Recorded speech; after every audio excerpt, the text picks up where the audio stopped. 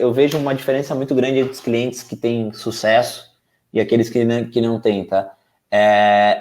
A partir do momento que você entendeu que você quer saber sobre alguma coisa, que você quer entrar de cabeça, assim. Tem muito cara que compra uma ferramenta ou começa a contratar uma agência achando que agora, pronto, eu não preciso mais fazer nada, e não existe isso. Não existe um projeto onde não é RD, não é Exact, não é o Márcio, não é... Sozinho, ninguém vai conseguir fazer nada. Então, assim, sempre trabalha a quatro mãos. E venda é um trabalho muito de perto, um trabalho muito minucioso. Então, assim, é um trabalho difícil. Um segundo ponto que eu acho que é importante, assim, da gente colocar, assim, foge de fórmula mágica, sabe? Tipo, foge de... o método, ele é muito importante. Mas agora, o método, ele não é uma fórmula mágica que você vai pegar ele prontinho e botar aquela caixinha dentro da tua empresa e vai funcionar. Não é assim. Ele vai ter que ter adaptações. Cada empresa tem um tipo, como o Márcio falou. Pô, vamos ver. A gente fez alguns testes em empresas clientes que ele tinha todo um score de interação antes de gerar o tal do MQL, né? De levar para o vendedor fazer, ver se está dentro do perfil, que o SEL para passar para o vendedor. A gente começou a tirar e diminuir o score de interação, até o ponto que a gente chegou a 0. E eu provei para o cliente que não tinha nenhuma diferença na conversão. Ele continuou com a mesma conversão. Só que ele melhorou o volume, então ele vendeu mais. Por quê? Porque está deixando o cara para trás que simplesmente é cara que não usava e-mail, cara que interagiu uma vez e não gostou do que interagiu, mas não quer dizer que ele não ia comprar o produto. Então, assim, tudo isso é complexo. Então, você tem que entender. Não é uma verdade absoluta. Em alguns casos vai ser necessário. Não existe a verdade absoluta.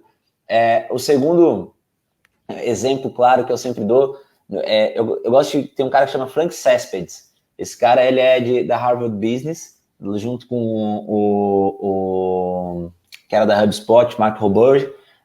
Eles são lá da Harvard Business Review, e eles fazem alguns estudos, e tem um estudo do Mark Roberge, que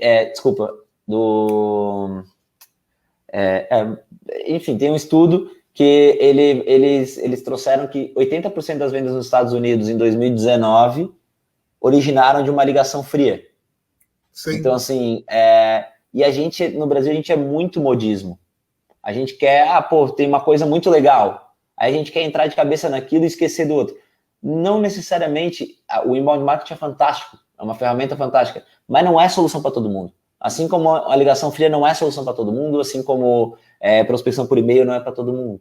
Então, assim, você tem que estudar para ver quando faz sentido para o teu universo. Então, assim, esse é o ponto. Eu acho que você foi muito feliz quando o Thiago, conversou, você falou, cara, eu vou entrar de cabeça, eu vou tentar entender tudo que tem para entender. E eu acho que a gente está em constante evolução, né, Márcio? Eu estou aprendendo o tempo inteiro. Então, assim, em vendas é isso. Hoje eu estou muito dentro dessa ideia de colocar o insumo correto para dentro da máquina. Então, assim, eu via muita empresa, inclusive a Exact, muitas vezes fazendo isso, botando plástico e querendo tirar a garrafa de vidro no final.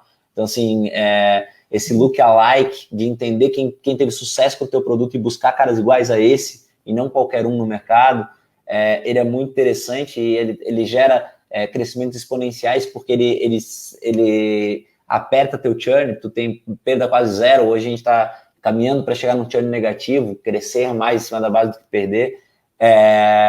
E parte desse crescimento é isso, ele está em venda, ele não está em atendimento. Ele está em trazer o insumo correto. Então, assim, e não botar plástico e querer tirar a garrafa de vidro. E isso é novo para mim. Eu comecei faz um ano a olhar isso. Persuasão. Ano passado foi o ano da persuasão para mim. Eu trouxe, hoje está super em alta, todo mundo lendo Rápido e Devagar, todo mundo lendo Armas da Persuasão. Eu trouxe para começar a debater isso, porque eu vi lá, eu fui para os Estados Unidos fazer um curso e vi muito isso, gostei, comecei a aplicar algumas coisas, deram certo essas coisas, eu comecei a falar sobre isso. Então, assim, eu acho que a gente tem que se manter sempre atualizado, sempre estudando, sempre conversando. Eu acho que nas conversas a gente vai pescando muita coisa. Então, assim, sentado ao lado do Thiago Reis, provavelmente você pegou muita coisa. E o Thiago sentado ao meu lado, provavelmente pegou também, e eu peguei com o dele. E eu com o Cialdini peguei muita coisa. Então, assim, eu com o Iaco lá na empresa, passou um dia lá na empresa, quando teve na RD Summit, agradecer ele, não cobrou nada, ficou o dia inteiro conversando com a gente. Eu devo ter passado muita coisa para ele muita coisa para mim. Então, assim, eu acho que essas trocas são super necessárias, e em vendas a gente tem que estar o tempo todo afiando o machado. O tempo todo afiando o machado. O tempo todo se questionando. O tempo inteiro vendo aonde que eu posso melhorar. Não é mudando radicalmente o tempo todo. Tem gente que erra nisso, né, Márcio? Eu tenho uma maquininha que funciona... Tudo, aí muda tudo. Não, e pior, às vezes nem errou. Ele tem uma maquininha que funciona, vai para um evento, vê alguma coisa, fica iludido com aquilo, não, quero mudar tudo. Volta e quer mudar tudo, e não é que ele podia ter ido aos poucos, né? Muda um parafuso, depois muda outro. Eu acho que a gente tem que cuidar, porque se a gente não, em vendas é muito comum correr atrás do próprio rabo e nunca deixar maturar alguma coisa. Então, assim, não é em um mês que você vai ver, não é em 2 meses. Para uma estratégia, você ver se ela deu certo ou não, é 1 ano, pelo menos. Então, as pessoas são impacientes, né? E é aquilo que eu estava falando. No Brasil, eu acho que é os 3 fatores. A gente tem medo do risco. A gente tem medo do risco em geral. Então, assim, de se arriscar, eu acho que quem não se arrisca não cresce. A gente perde foco, em geral. O brasileiro tem a mania de perder foco. E o terceiro é isso que a gente está falando, assim, essa impaciência. A gente não tem...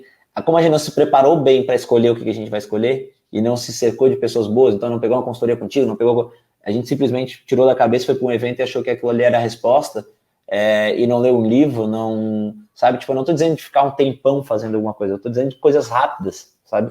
De apoiar, de falar com pessoas. Fazer e aplicar. Isso eu acho que é o caminho. E aí a gente acaba sendo impaciente, aplicando uma coisa e achando que aquilo vai ser... Cara, quem faz um planejamento não pode necessitar no planejamento que essa estratégia dê resultado amanhã. Então, assim, não é assim que funciona. Então, eu acho que esses são os 3 principais erros que eu vejo o empreendedor cometendo no Brasil em relação ao americano. O americano, ele é muito mais paciente, ele deixa as coisas maturar, ele é muito mais focado, e ele é muito mais processual, ele é muito mais enrijecido e disposto ao risco. Para o americano, a quebra é aprendizado. O brasileiro, a quebra é fracasso. Então, assim, e eu acho que isso tem que mudar radicalmente na nossa cultura para a gente poder ter um ecossistema melhor, vamos dizer assim. Eu me lembro de um cara falando comigo que um dia a casa era dele, no outro era do banco, no outro dia o cara era do banco. Prazer.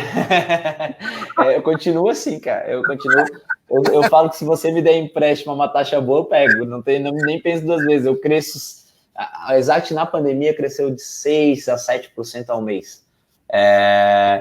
Se eu pagar uma taxa de 1 ponto alguma coisa, eu tô muito bem. Vai mandando, assim, né, então.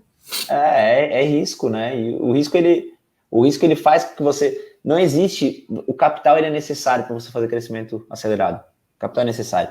É difícil você fazer crescimento acelerado sem nenhum real. Fazer bootstrap total. Ele normalmente demora mais...